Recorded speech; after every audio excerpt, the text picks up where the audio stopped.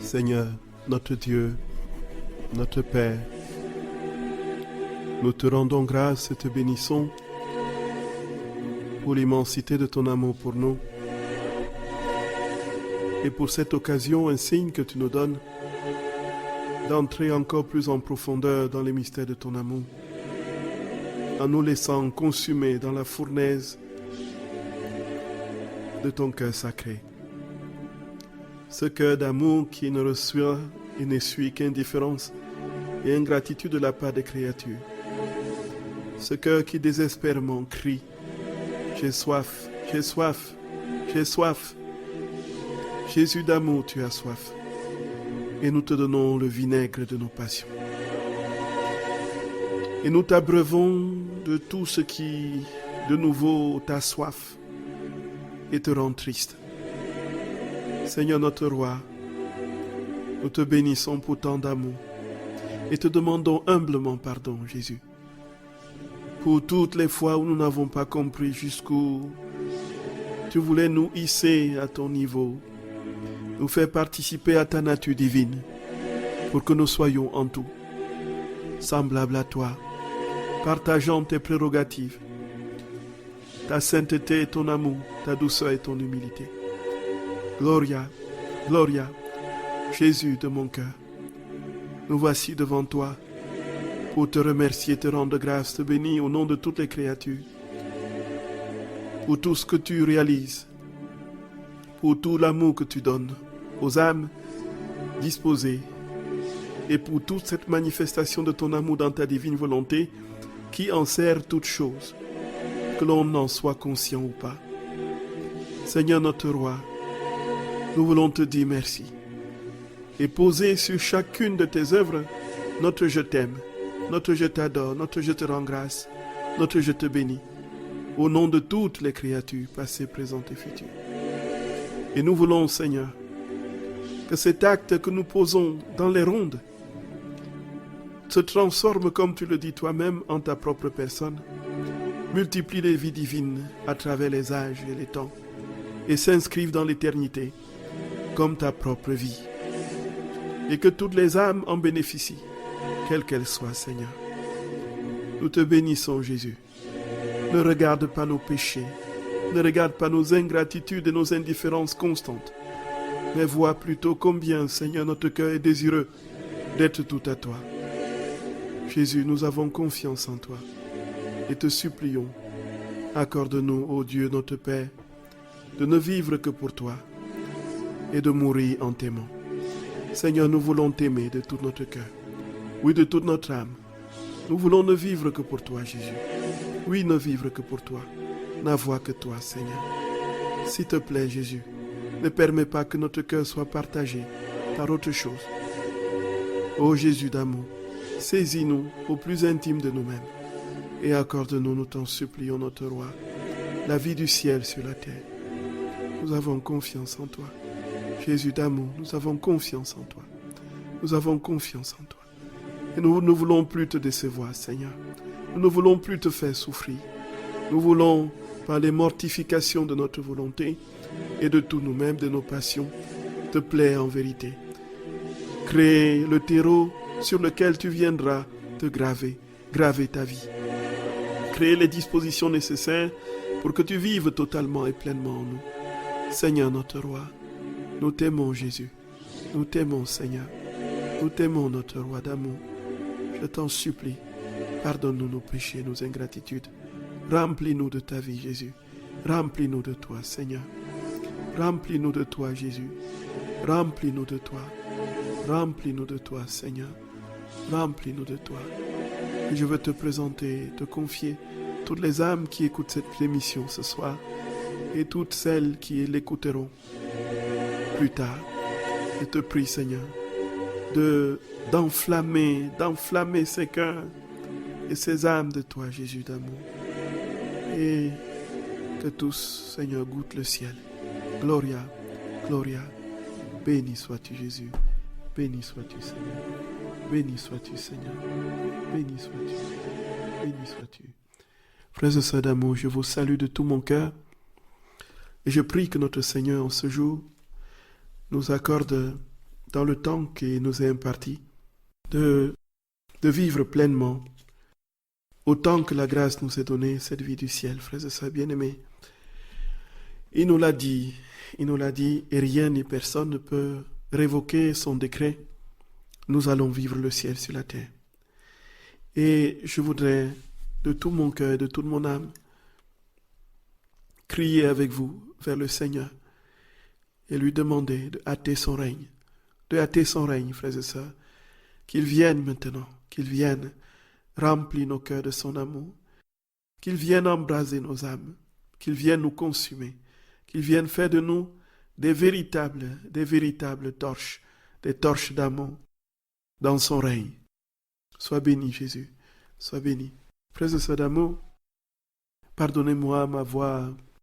Nous allons tout simplement nous confier à notre très sainte Mère et lui demander son intercession pour ce temps d'antenne et dans la divine volonté que cette intercession qu'elle fera retentisse dans tous les âges. Au nom du Père et du Fils et du Saint-Esprit. Amen. Je vous salue Marie, pleine de grâce. Le Seigneur est avec vous. Vous êtes bénie entre toutes les femmes, et Jésus, le fruit de vos entrailles, est béni. Sainte Marie, Mère de Dieu, priez pour nous pauvres pécheurs, maintenant et à l'heure de notre mort. Amen. Je vous salue Marie, pleine de grâce. Le Seigneur est avec vous.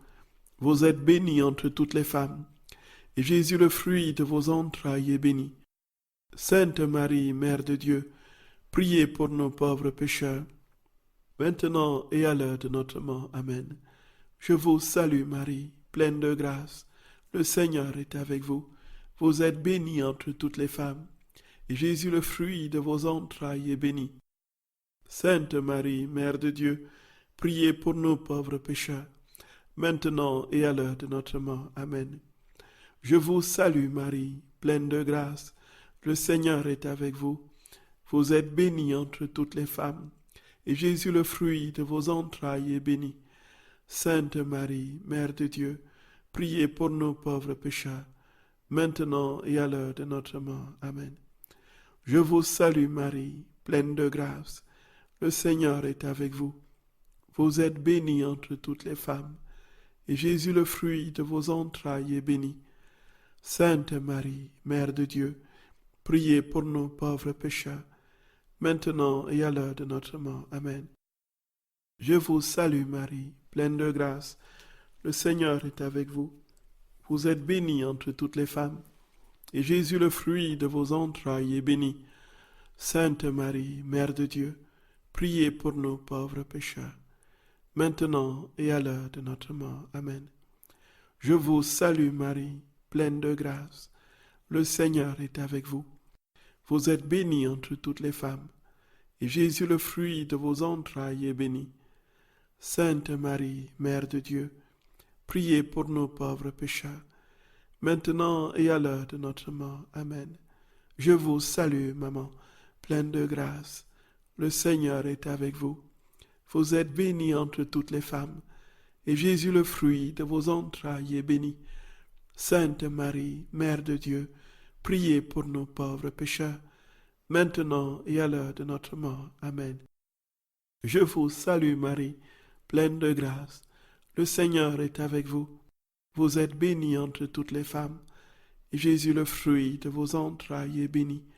Sainte Marie, Mère de Dieu, priez pour nos pauvres pécheurs, maintenant et à l'heure de notre mort. Amen. Je vous salue Marie, pleine de grâce. Le Seigneur est avec vous. Vous êtes bénie entre toutes les femmes, et Jésus, le fruit de vos entrailles, est béni. Sainte Marie, Mère de Dieu, priez pour nos pauvres pécheurs, maintenant et à l'heure de notre mort. Amen. Gloire soit au Père, et au Fils et au Saint-Esprit, comme il était au commencement, maintenant et toujours, et dans tous les siècles des siècles. Amen. Ô mon Jésus, pardonnez-nous nos péchés, préservez-nous du feu de l'enfer, et conduisez au ciel toutes les âmes, surtout celles qui ont le plus besoin de votre sainte miséricorde. Ô Marie conçue sans péché, priez pour nous qui avons recours à vous. Que par la miséricorde de Dieu, les âmes des fidèles trépassés reposent en paix. Amen. Au nom du Père et du Fils et du Saint-Esprit. Amen. Frères et sœurs d'amour, je vous salue. Encore une fois, pardon pour ma voix enrhumée. Ouais, je suis saisi par par un fort rhume là. Et nous allons essayer de toutes les façons pour le reste de ce qui peut sortir de la voix. Nous prions que le Seigneur s'en empare et que ce soit ces vies qu'il recrée, même dans les voix rock. Je vous salue de tout mon cœur, très chers frères et sœurs bien-aimés. Frères et sœurs d'amour de mon cœur, donc nous avons terminé la dernière fois avec la série sur les fruits de la vie dans la divine volonté. Nous avons vu quels étaient, frères et sœurs d'amour, les principaux fruits, du moins pour ce qu'on peut immédiatement détecter des paroles de notre Seigneur à Luisa Picaretta, qui découlent de la vie de ceux qui vivent dans la divine volonté. Nous avons dit, frères et sœurs d'amour, que tous ceux qui vivaient dans la divine volonté, c'est Jésus qui le dit, participaient à sa puissance, participaient à son acte de création, participaient donc à son éternité. Et puis, en plus de cela, frères et sœurs bien-aimés, ils avaient une capacité incroyable de se mouvoir dans les âges et ils avaient cette possibilité infinie, frères et sœurs d'amour, de vivre toutes les prérogatives de Dieu, sa douceur, sa sainteté, et vivre dans sa paix de manière imperturbable, ne plus avoir d'angoisse. Et Jésus nous a très clairement dit, frères et sœurs d'amour, que tous ceux qui vivaient en lui avaient une grâce insigne de vivre dans sa joie, une joie que l'on peut déjà goûter ici avant la vision béatifique. Et puis, nous avons terminé la toute dernière partie de cette série sur la neuvaine de Noël. Et alors, nous avons compris que c'était aussi des fruits. Pourquoi? Parce que les attitudes de Jésus dans le sein de sa mère nous invitent à avoir les mêmes attitudes. Pourquoi? Parce qu'il faudrait que nous lui donnions des âmes. Et Jésus souffre dans le sein de sa mère pour demander et réclamer les âmes. Et il réclame ces âmes à corps perdu au point où il dit qu'il délire d'amour. Frères et sœurs d'amour, nous avons rendu grâce au Seigneur pour tant d'amour, pour tant de fournaise, pour tant de brûlures d'amour. Et nous avons demandé pardon pour nos ingratitudes. Là, Jésus dit, ne me laisse pas mourir d'amour, s'il te plaît. Ne me laisse pas mourir. Frères et sœurs bien-aimés, ne laissons pas Jésus mourir. Nous avons terminé par là. Alors, frères et sœurs de mon cœur, nous allons maintenant commencer une nouvelle série. La série portera sur la mortification. Alors, c'est un sujet absolument incontournable. On ne peut pas dire autrement. Parce que les gens ont pensé que la vie dans la divine volonté venait totalement supprimer toutes les anciennes pratiques dévotionnelles, d'une part, et surtout, gommer toute la tradition spirituelle de l'Église. Et on a pensé qu'il ne fallait plus jeûner, il ne fallait plus, n'est-ce pas, faire des mortifications, il ne fallait absolument plus avoir, je ne sais pas trop quoi, d'affinité pour les saints, il ne fallait plus prier les saints, il ne fallait plus, ainsi de suite. Frères et sœurs bien-aimés, c'est toute une compréhension absolument erronée de ce qu'est la vie dans la divine volonté. Si Jésus dit très clairement, je ne suis pas venu abolir, mais accomplir, nous comprenons que tout ce qu'il donne à Luisa Picaretta comme vérité, c'est en explicitation, justement, de ce qui a été déjà de ce qui est déjà dans l'Écriture. Et les écrits de Luisa Picaretta ne viennent pas en contradiction avec l'Écriture et la tradition. Sinon, ce ne serait pas reconnu par l'Église, sinon ce ne serait pas venu de Dieu, puisque Dieu ne peut pas se contredire. Alors, la vie dans la divine volonté, c'est l'achèvement, l'accomplissement de tout ce que nous connaissons déjà dans la révélation close avec le dernier apôtre Jean. Il s'ensuit, frères et sœurs bien-aimés, que le thème de la mortification, voilà, on peut dire, voilà, voici, nous sommes déjà dans la divine volonté et nous avons pleinement Dieu en nous. Alors pourquoi jeûner? Pourquoi jeûner? Les disciples peuvent-ils jeûner lorsque l'époux est avec eux? n'est-ce pas? Et voilà, quand il ne sera plus... Voilà, on dit des choses comme ça. On dit que, voilà, pourquoi jeûner? Pourquoi faire des privations? Pourquoi faire quelques mortifications? À quoi ça sert? Puisque quand on dit divine volonté vient, c'est tout le ciel qui vient en nous. Et frères et sœurs d'amour, pour essayer de comprendre effectivement le caractère fondamentalement erroné d'une telle assertion, il faut tout simplement voir les fruits. On reconnaît l'arbre à ses fruits. Si la divine volonté vient en vous et que vous êtes totalement rempli de cette divine volonté, mais quels sont les fruits? Dites-moi les fruits, montrez-moi les fruits. Alors, vous continuez à être victime des passions, à des colères, des médisances, des jugements, des rancunes, des haines. Et puis, vous dites par-dessus tout que ça ne sert à rien de jeûner, ça ne sert à rien de... ainsi de suite. Pourquoi? Parce que, voilà, la divine volonté est en vous, alors que les fruits qui jaillissent de notre âme sont complètement contraires à ce qu'est la divine volonté. Alors, frères et sœurs bien-aimés, et c'est pourquoi aussi nous devons très bien comprendre que les premiers tomes du livre du ciel, on ne va pas d'un revers de main comme ça les balayer et dire, bon voici, il faut absolument lire tout ce qui concerne la divine volonté et ne plus avoir rien à faire aux vertus, aux mortifications, au détachement, au dépouillement, ainsi de suite. C'est ce qu'il y a de plus grave dans l'interprétation de l'usa picareta. Et c'est pourquoi, frères et sœurs d'amour, de mon point de vue, nous devrions nous astreindre à commencer par le tome 1 et aller graduellement. Bien sûr, ce sera compliqué à un moment donné, mais persévérons. C'est une question de persévérance. Et nous verrons que le Saint-Esprit, qui a conduit la dictée du livre du ciel, va nous donner des éclaircissements dans les passages ultérieurs. Le livre du ciel s'explique par le livre du ciel, tout comme la Bible s'explique par la Bible. Et donc, ce qui veut dire, frères et sœurs d'amour, qu'il n'y a pas lieu de se mettre dans tous ces états. Si Jésus nous dit, voici, il faut te mortifier, il faut vérifier ce que l'œil regarde, il faut vérifier ce que la main touche, il faut vérifier ce que la bouche dit, il faut vérifier ce que tu manges, il faut vérifier, voilà, quelle est la place de la mortification. On ne va pas dire, divine volonté, viens tomber sur moi dans la gourmandise, dans la bombance, après s'être engraissé de 1001 ripailles, on demande à la divine volonté de venir prendre place en nous. Comment peut-elle nous obéir? Ce n'est pas possible. Dieu ne peut pas nous obéir dans ces conditions. Voyez, frères et sœurs d'amour. Et alors, dans cette série, nous allons voir tout ce que Jésus dit au sujet de la mortification dans le livre du ciel. Alors, frères et sœurs d'amour, comprenons que, comme dit saint Augustin, Dieu qui nous a créés sans nous ne nous sauvera pas sans nous. Cette vérité reste intacte, sinon ce serait du quiétisme. Dieu viendrait faire tout à notre place. Alors on le laisserait venir en nous, n'est-ce pas? Et puis, on n'aurait même plus à penser. La pensée, l'intelligence serait tout simplement amortie dans la pensée de Jésus.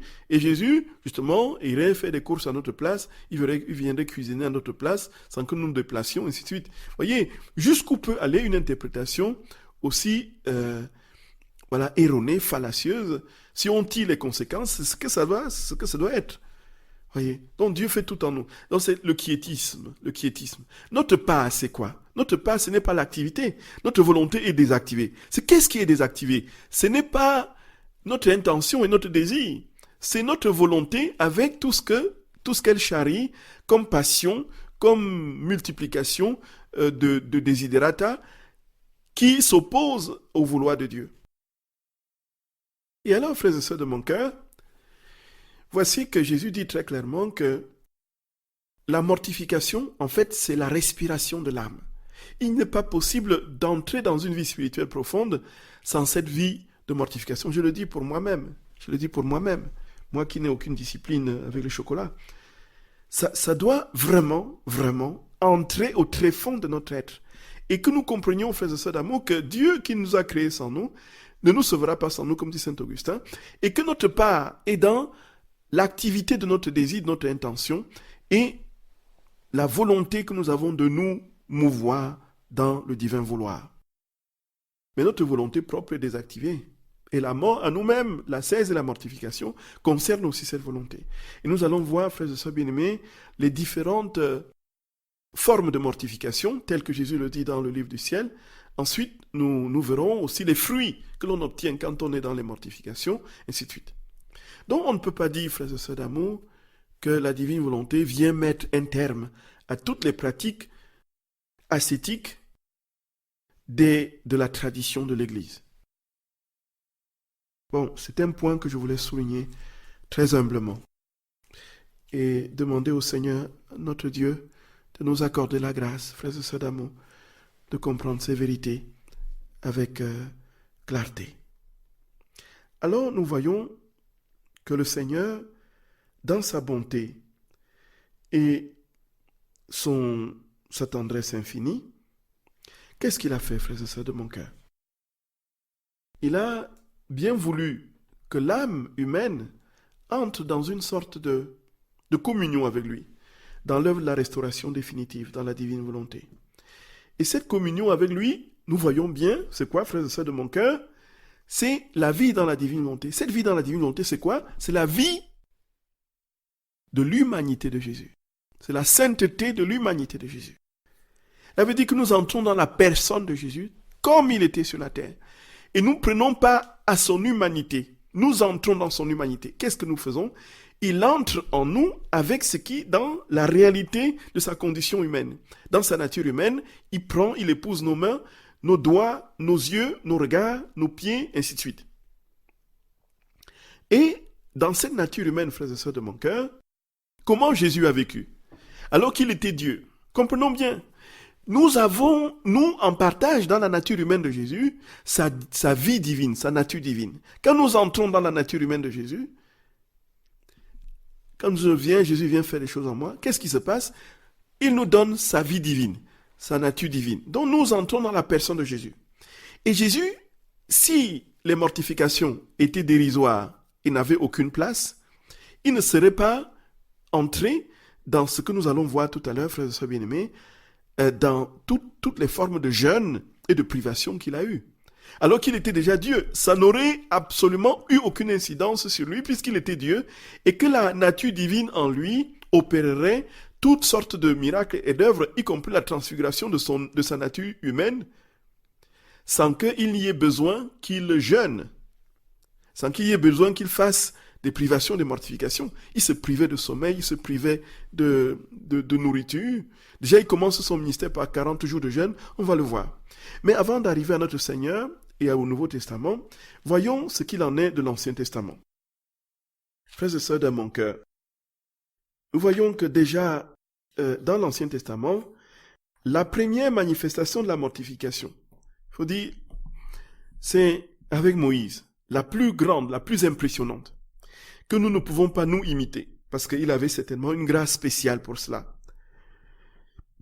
Moïse est invité, on voit cela dans le livre de l'Exode au chapitre 34 et du Deutéronome, soit au chapitre 19. Moïse est invité à recevoir la table de la loi sur le mont Sinaï. Et sur le mont Sinaï, frères et sœurs de mon cœur, Jésus l'invite en lui demandant de monter et de se couper de tout le peuple en bas. Donc il monte dans la montagne, il monte sur la montagne. Et au-dessus de la montagne, qu'est-ce qu'il fait? Il va passer 40 jours et 40 nuits. 40 jours et 40 nuits. Qu'est-ce qu'il fait pendant ce temps? Qu'est-ce qu'il fait? Il prie et il jeûne. Il jeûne et il prie. Il n'a pas mangé. Et il est dit, dans Exode 34, au verset 28, Moïse fut là avec l'Éternel 40 jours et 40 nuits. Il ne mangea point de pain. Il ne but point d'eau. Et l'Éternel écrivit sur les tables les paroles de l'Alliance, les 10 paroles. Non, frères et sœurs d'amour, comprenons bien. Ce n'est pas une invitation à passer 40 jours, 40 nuits sans manger. De toutes les façons, ce ne sera pas possible. Au bout de quelques jours, nous allons tout simplement nous sentir défaillir. Ce n'est pas notre vocation, tout comme ce ne sera jamais notre vocation de passer 65 ans sans manger, sans boire comme Louisa. Ici, frères et sœurs de mon cœur, nous voyons bien que Moïse, pour recevoir le grand cadeau de la loi qu'il va donner à son peuple, doit passer 40 jours et 40 nuits dans le jeûne et dans la prière. Et quand il revient avec les tables de la loi et qu'il voit que le peuple s'est construit un veau d'or qu'il adore et qui remplace Dieu, qu'est-ce que Moïse fait? Moïse est tellement énervé qu'il frappe, qu'il casse la pierre de la table de la loi. Et il doit encore remonter, demander à Dieu de lui. Et il rebelote, il va repasser 40 jours, 40 nuits. Nous voyons, frères et sœurs bien-aimés, Dieu aurait pu lui dire, bon, maintenant que tu as jeûné une première série, il faut t'abstenir pour la deuxième série. Donc nous voyons que c'est une grâce spéciale, bien sûr. Il ne faut surtout pas imiter Moïse, parce que ce n'est pas notre vocation. Surtout pas. Et puis, Jésus dit, Dieu dit très clairement que laisse-moi.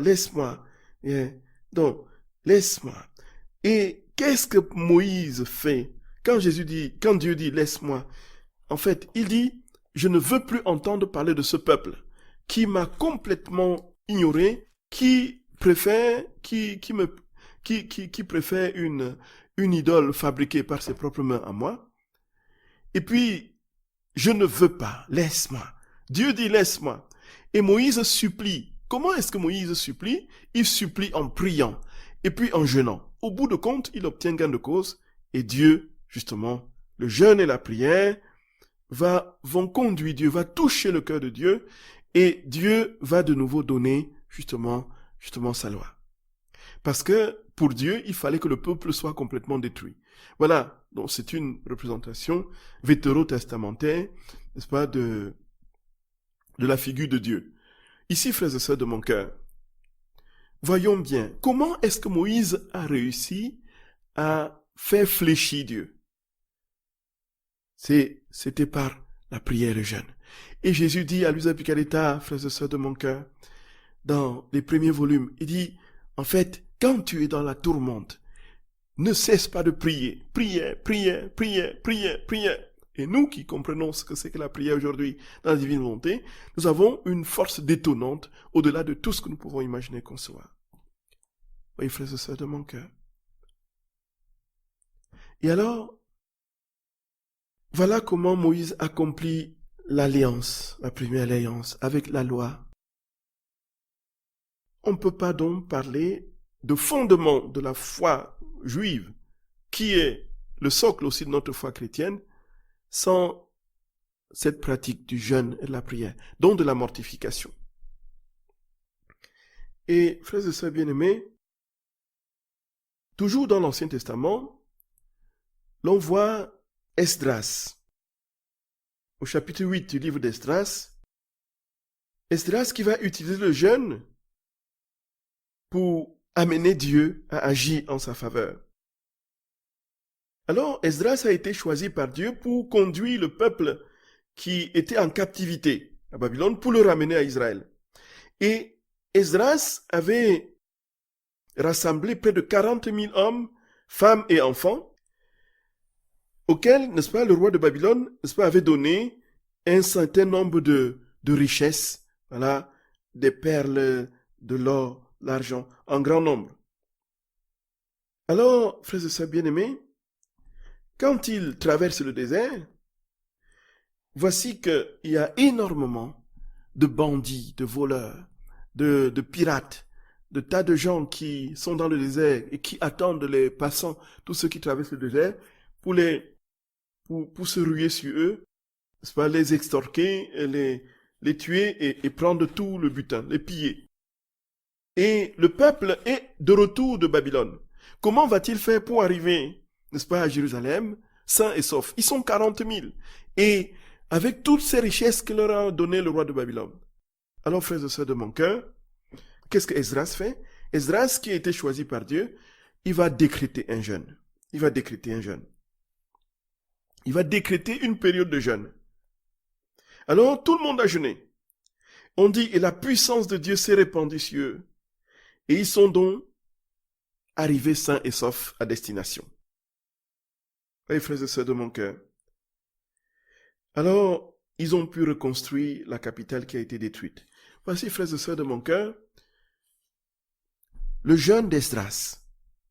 Et puis, toujours pour les prophètes de l'Ancien Testament, il y a Néhémie, juste après Esdras. Néhémie, frères et sœurs de mon cœur, on appelle d'ailleurs même le deuxième livre d'Esdras. Néhémie est complètement dans la prostration et le découragement de voir que les villes, les murs de Jérusalem sont complètement à l'abandon et détruits. Et il crie vers Dieu, il lui demande, mais Seigneur, que puis-je faire? S'il te plaît, viens au secours de ton peuple.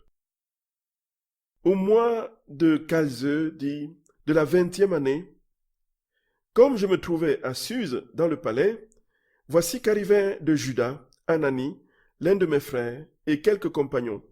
Je les questionnais sur les Juifs délivrés qui avaient échappé à la captivité et sur Jérusalem. Les réchappés, me dirent-ils, ceux qui sont revenus de la captivité, là-bas, dans la province, sont dans une grande misère et dans une grande situation humiliante. Les murs de Jérusalem sont en ruine et ses portes ont été incendiées. Lorsque j'entendis ces paroles, je m'assis pour pleurer, et je fus plusieurs jours dans le deuil. Je jeûnais, et je priais devant le Dieu du ciel, en disant, Ah Seigneur, ah Dieu du ciel, Dieu grand et redoutable, toi qui es fidèle à ton alliance, et exerce ta miséricorde envers ceux qui t'aiment et observent tes commandements, que ton oreille soit attentive et que les yeux soient ouverts pour entendre la prière de ton serviteur. Prière que je t'adresse maintenant nuit et jour, pour tes serviteurs, les Israélites, en confessant les péchés que nous, les fils d'Israël, nous avons commis contre toi. Voyez. Donc, Néhémie est dans une situation de détresse extrême. La seule solution qu'il trouve, frères et sœurs de mon cœur, c'est de se jeter dans les bras du Seigneur, dans le jeûne et la prière, dans les larmes. Frères et sœurs, nous demandons le cadeau. Nous croyons que c'est le claquement du doigt qui va nous faire venir le cadeau comme ça, du ciel. Claquement du doigt. Mais quelles sont les dispositions intérieures? Jésus dit, pour recevoir le cadeau de la divine volonté, il faut avoir des dispositions intérieures, des bonnes dispositions, être bien disposé. Que signifie être bien disposé? C'est que rien en nous ne vienne créer un ombrage et un obstacle sur la voie du don. Et il y a des situations dans nos vies qui nous tiennent tellement captives et qui attendent simplement un peu de jeûne, un peu de jeûne. C'est vrai, frères et sœurs de mon cœur. C'est vrai. C'est vrai. C'est vrai. Mais nous allons comprendre que cette mortification n'a rien à voir avec la mortification des saints. Mais la mortification n'est pas supprimée pour autant. La mortification des saints était quelque chose de vraiment qui était le fruit d'une mauvaise interprétation, justement. L'écriture qui avait débouché sur une sorte de dichotomie entre l'âme et le corps, qui faisait du corps un ennemi de l'âme, et qui va les pousser justement à l'extrême, au point de vouloir détruire le corps pour libérer l'âme. Ça, c'est vraiment ce manichéisme tacite dans la spiritualité traditionnelle qui a conduit beaucoup de saints, un stoïcisme mal appliqué à la foi chrétienne, qui a fait du corps un ennemi. Mais ici, frères et sœurs de mon cœur, nous voyons bien que la mortification aujourd'hui, ce n'est même pas seulement l'affaire des chrétiens. Il y a des gens qui passent des mois et des mois dans des ashrams, dans des lieux de retraite laïques, athées, sans manger, pour essayer de revigorer leur corps. Le jeûne aujourd'hui, c'est même brisé pour renouveler les cellules du corps. Et puis, nous croyons, le jeûne, frères et sœurs de mon cœur, ce n'est pas quelque chose qui va nous détruire, qui doit nous détruire. La mortification n'est pas quelque chose qui doit nous détruire. Ça rentre dans la première condition pour la réception du don. C'est-à-dire avoir cette disposition de l'âme avec tout ce que ça comporte comme désir. Pour que le désir grandisse, il faut qu'il n'y ait pas d'autres désirs. Et donc, pour qu'il n'y ait pas d'autres désirs, il faut que ce soit mortifié. Que les autres désirs soient mortifiés. Frères et sœurs de mon cœur, continuons avec l'Ancien Testament. Le livre d'Esther. Vous connaissez Esther, la grande Esther. Le roi ne savait pas qu'Esther était juive. Et donc, il avait choisi donc Esther pour être la reine de son royaume. Et il y avait un général qui avait une haine féroce et mortelle contre les Juifs. Et ce général qui s'appelait Aman a décidé dont en obtenant du roi un décret, sur des bases de mensonges et de fausses accusations, d'exterminer tous les juifs du royaume. Voici, frères et sœurs bien-aimés, que devant la porte du roi, il y avait un certain Mardochée qui lui était juif, qui était le parent de Esther, l'oncle d'Esther. Et quand il a appris, Mardochée, que Aman voulait exterminer tous les juifs, il a averti la reine. Et comme la reine ne pouvait pas se présenter devant le roi sans être mise à mort, si le roi ne l'avait pas appelée, qu'est-ce que la reine fait? Frères et sœurs d'amour, nous connaissons, et c'est d'ailleurs le nom qui est donné à une forme de jeûne qu'on appelle le jeûne d'Esther. Esther a jeûné 3 jours et 3 nuits sans manger et sans boire. Et alors, elle va prier de tout son cœur, d'une part pour que le roi la reçoive sans la mettre à mort, et pour qu'il accède à sa requête, celle de sauver tous les juifs que Aman veut éliminer. Et c'est alors qu'au bout de 3 jours, elle va se présenter devant le roi. Et d'une manière incroyable, le roi va l'accueillir de manière, voyez, là où les gardes étaient déjà prêts à s'affoler, le roi va, que veux-tu, ma reine?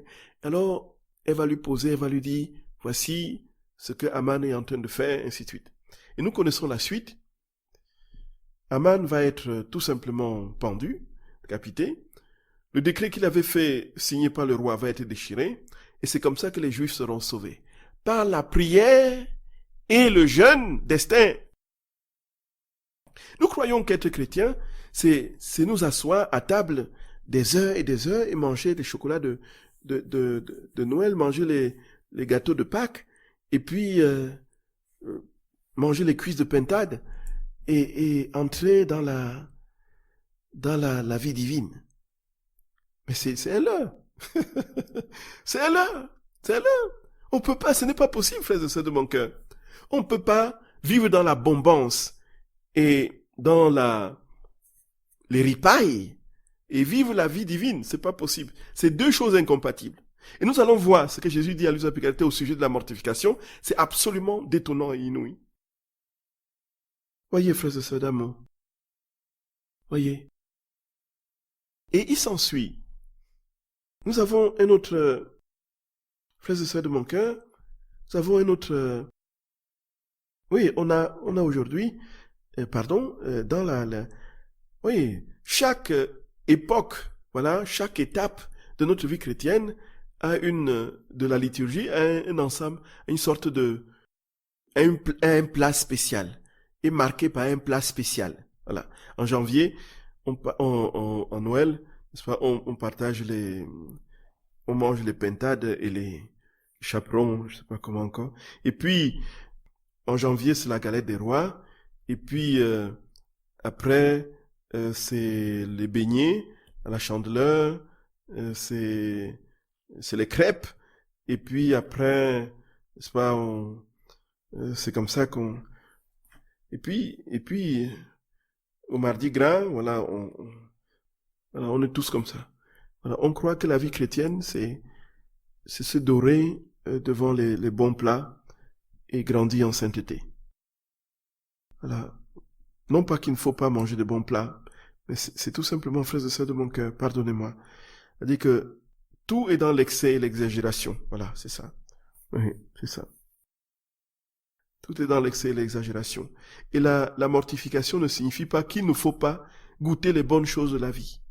C'est ça en fait. Mais comprendre ce que Jésus nous donne comme indication sur ce qu'est la nécessité de se priver de temps en temps. De se priver de temps en temps. Voilà, c'est ça en fait. Et puis, il y a d'autres prophètes, frères et sœurs de mon cœur, que l'on voit dans le Nouveau Testament. On a le prophète Joël et on a Jonas. Joël et Jonas. Donc, Joël, au chapitre 2, donc, il dit, « Maintenant encore, dit l'Éternel, revenez à moi de tout votre cœur, avec des jeûnes, avec des pleurs et des lamentations. Déchirez vos cœurs et non pas vos vêtements. Et revenez à l'Éternel votre Dieu, car il est compatissant et miséricordieux, lent à la colère et riche en bonté. Voilà. Jésus dit très clair, Dieu dit très clairement, frères et sœurs, revenez à moi avec des jeûnes, avec des pleurs et des lamentations, déchirez vos cœurs dans vos vêtements. Et comme on l'a dit, Jésus vient accomplir. Et nous ne sommes pas ici, frères et sœurs de mon cœur, dans quelque chose qui s'estompe comme ça. Et vous verrez dans toutes les âmes, chez toutes les âmes, que le Seigneur saisit et leur donne une mission particulière, comme Luisa Picaretta, ou comme d'autres saints mystiques qui ont vécu une union intime et parfaite avec la passion de notre Seigneur, Padre Pio et tous les autres. Le Seigneur accompagne ces actions toujours par un détachement profond de tout ce qui peut les rassasier et leur donner une satisfaction débordante de plaisir. Voilà. Malheureusement, c'est les plaisirs qui nous tiennent. Ouais. C'est les plaisirs qui nous tiennent. Nous courons vers les plaisirs. Voilà notre drame. Voilà notre drame. Et le cœur de Jésus est blessé. Joël dit, frères et sœurs de mon cœur, revenez à moi. Le Seigneur dit, viens à moi, s'il te plaît, par des jeûnes, des prières. Et puis Jonas, quand il va proclamer, n'est-ce pas, le jeûne à Ninive, qu'est-ce qui va se passer, frères et sœurs de mon cœur? On dit, tout Ninive va se repentir, se mettre à la prédication de Jonas. Et puis, tous vont jeûner et vont obtenir l'intervention de Dieu. Et alors, Dieu a sauvé la ville de Ninive parce que les fidèles avaient jeûné. Nous imaginons, frères et sœurs de mon cœur, que les chrétiens, les 2 milliards que nous sommes à la surface de la terre, du moins, encore plus, si on compte les autres religions, si nous étions, les autres églises chrétiennes, si nous entrions dans la prière, dans la persévérance, dans l'intercession instante, accompagnée du jeûne. Et c'est la notre Sainte Mère qui dit que, Medjugorje, que le jeûne peut arrêter les guerres. Le jeûne arrête les guerres. La prière, le jeûne arrête les guerres. Voyez? Et puis si ces milliards de chrétiens jeûnaient et priaient en même temps, qu'est-ce qui se passerait? Frères et sœurs de mon cœur, je dis ceci d'abord pour moi. Vraiment, croyez-moi, que j'ai une soif ardente de correspondre à ce que je dis. Vraiment. Et que ce n'est pas... C'est Jésus qui nous met devant la réalité terrible de notre nature humaine qui est toujours enclin à fuir l'amour de Dieu. Et cet amour qui est exigeant, qui demande que tout lui soit consacré. Et donc l'on meurt à tout, à nos plaisirs, à notre volonté, à tout le reste, pour accéder à cet amour. Frères et sœurs de mon cœur, vous pouvez poser vos questions au numéro habituel. À tout à l'heure, frères et sœurs bien-aimés. À tout à l'heure.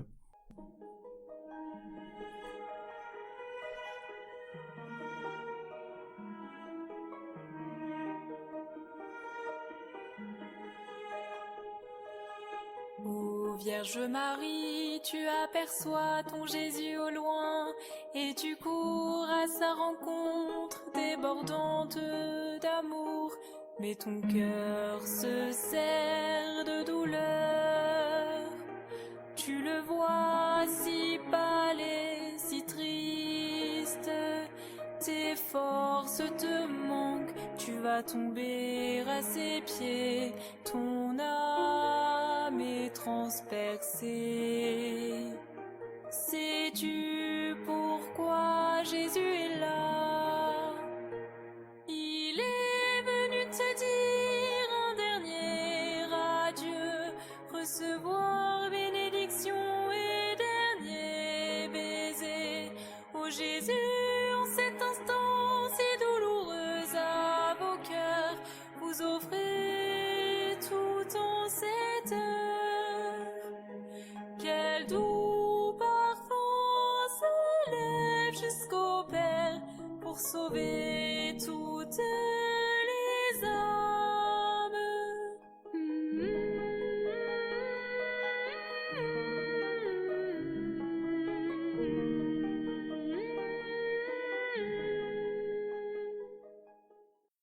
Chers frères et sœurs bien-aimés, vous êtes sur la radio de la Divine Volonté, la radio de l'Association française Luisa Picaretta, dont nous remercions le Seigneur pour tout ce qu'il nous donne de comprendre de ce grand mystère du dépouillement, du détachement, de la mortification, que nous avons commencé à visiter dans le livre du ciel, en commençant bien sûr par l'Écriture. Frères et sœurs d'amour, il y a deux questions. Comment distinguer notre volonté qui peut souhaiter jeûner dans une intention sainte et en apparence, et la volonté de Dieu en nous? Donc notre ego peut sauter à pieds joints sur la mortification. C'est excellente remarque. Excellente remarque. C'est pertinent. Frères et sœurs de mon cœur, donc j'ai mon témoignage, c'est que quand j'étais plus jeune,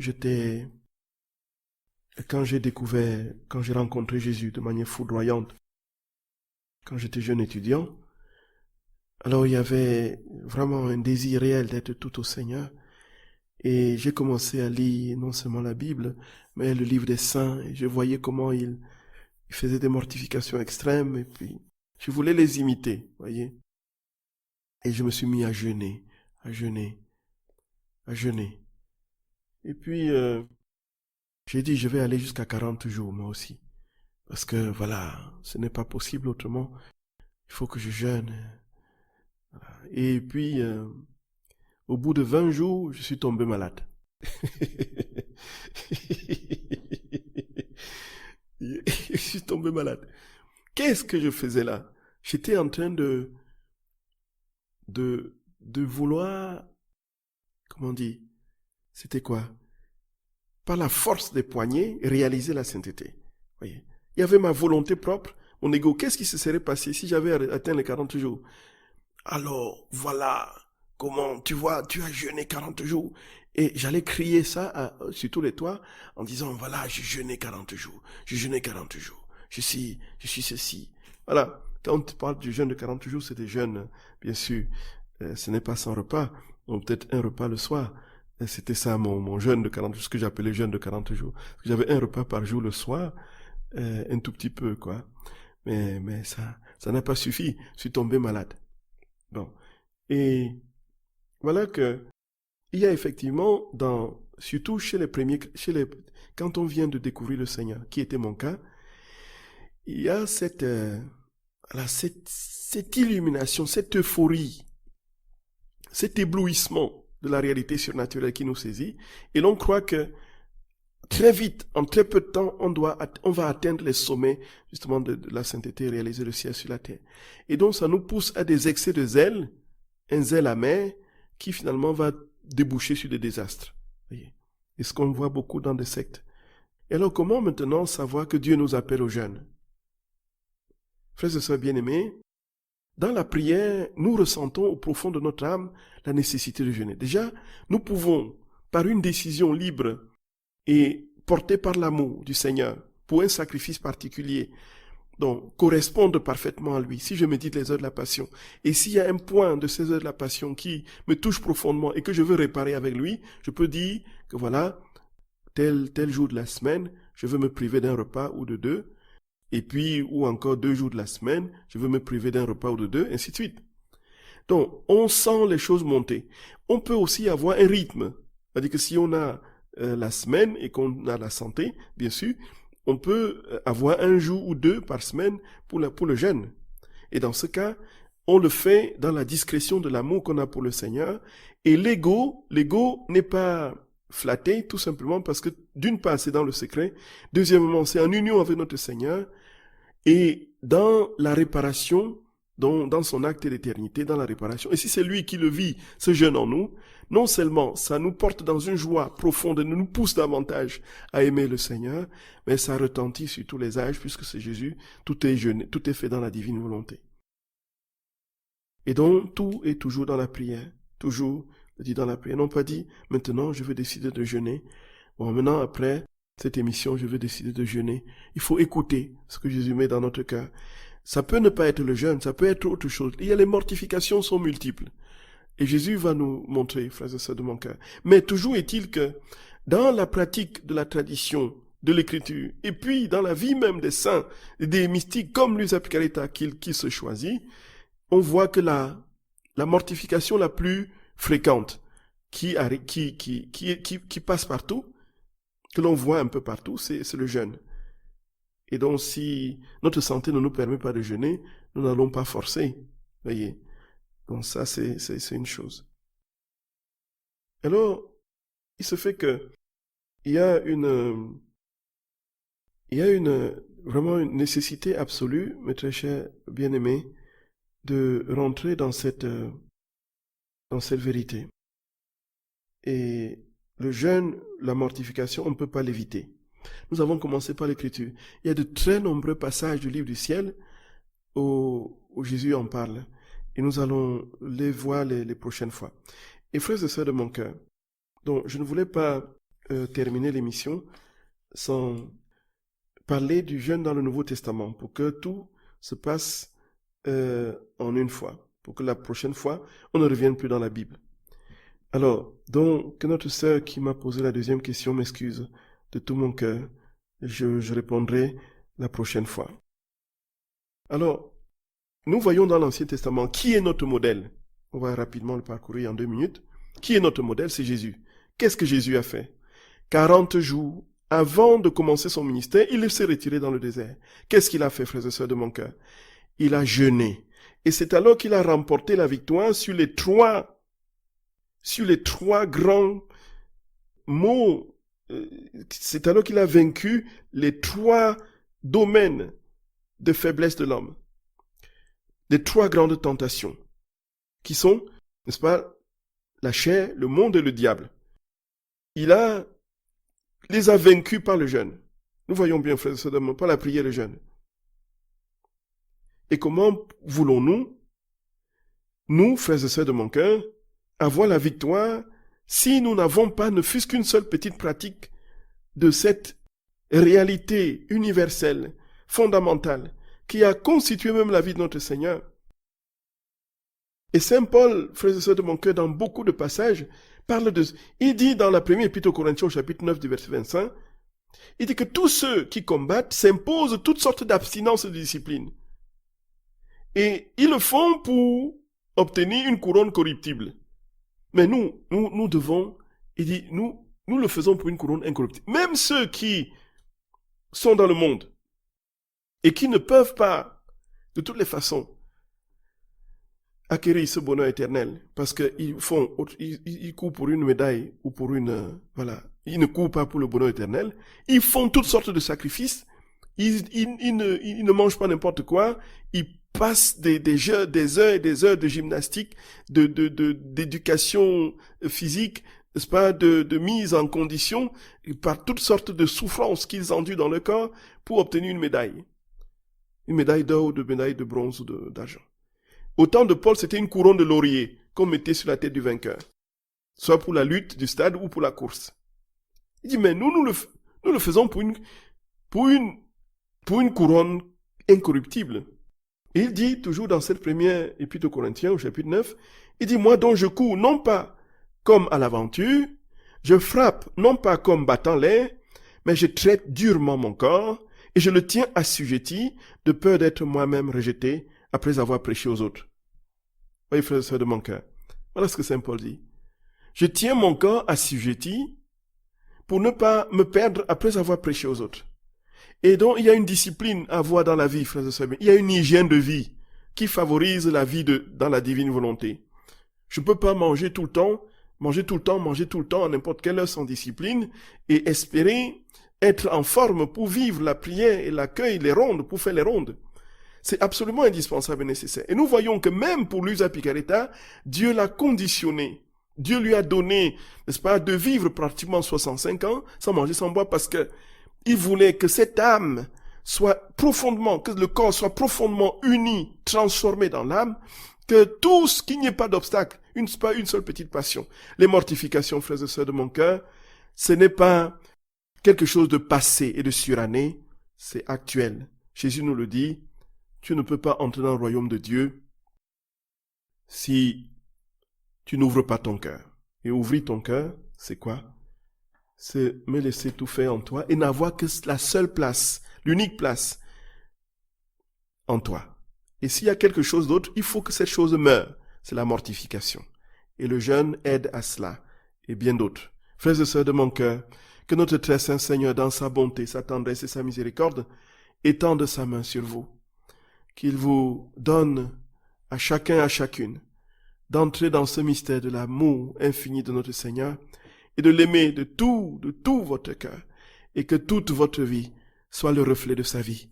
Que son visage soit votre visage, que ses mains soient votre main, que ses yeux soient vos yeux, que ses lèvres soient vos lèvres, que ses oreilles soient vos oreilles. Frères et sœurs de mon cœur, pour que nous soyons tous des petits Jésus sur la terre. Gloria, Gloria, qu'il vous bénisse et vous garde dans sa paix et son amour. Au nom du Père et du Fils et du Saint-Esprit. Amen. Frères et sœurs d'amour, soyez infiniment bénis. Soyez infiniment bénis. À jeudi prochain, par la grâce de Dieu, en grande communion de prière. Soyez bénis, frères et sœurs d'amour. Soyez bénis. Soyez bénis.